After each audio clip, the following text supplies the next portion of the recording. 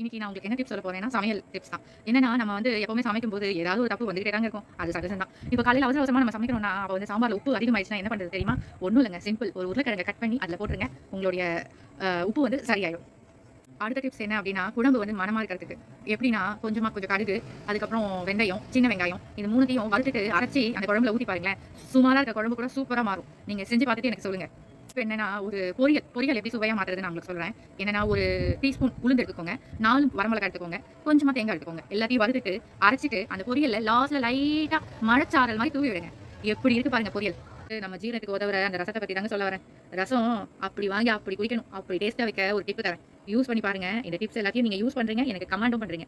என்னன்னா, கொப்பர தேங்காய் இருக்கு இல்லங்க. அத எடுத்து வச்சுக்கோங்க. அது கருவேப்பில, மிளகு, ஜீரகம், துவரம் பருப்பு, அதுக்கப்புறம் வந்து பெருங்காயம். இது எல்லாத்தையும் நல்லா வறுத்துட்டு, பொன்னிறமா நல்லானா தீய வச்சிடக்கூடாது. பொன்னிறமா வறுத்துட்டு, அத பொடி பண்ணி வச்சுக்கோங்க. ரசம் செய்யும்போது இந்த பவுடர போட்டு பாருங்க. ரசத்த டம்ளர்ல வாங்கி வாங்கி குடிப்பாங்க. சரிங்களா? இந்த டிப்ஸ் எல்லாம் எல்லாருக்கும் தெரியும்னா, ஓகே. தெரியாதவங்க இந்த டிப்ஸ யூஸ் பண்ணிக்கோங்க. என்னோட பேஜ ஃபாலோ பண்ணுங்க. லைக் பண்ணுங்க. அதுக்கப்புறம் இன்னொரு விஷயம் என்னது? எப்பவுமே எந்த ஒரு விஷயம் நீங்க செய்யும்போதும் லவ்வோடையும், ஸ்மைலோடையும் செய்யுங்க. நார்மலா பண்ற விஷயம் கூட ஃபேன்டாஸ்டிக்கா முடியும். பாய்.